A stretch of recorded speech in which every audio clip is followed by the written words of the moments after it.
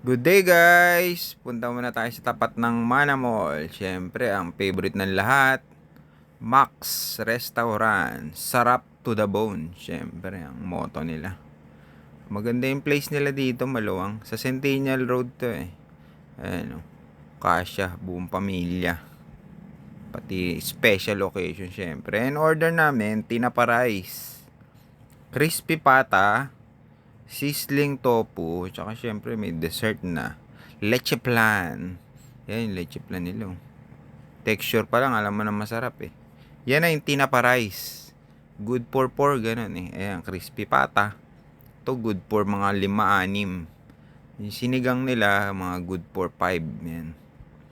Yun yung favorite ko, sizzling tofu, syempre, hindi mo wala. Taste test na tayo nung crispy pata. Pinangas ko na.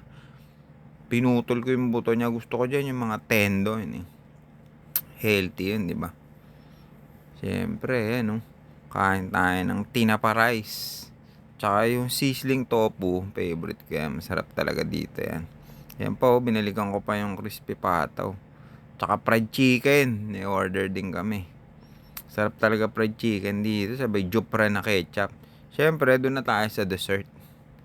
Ayan, masarap talaga dito. Thanks for watching!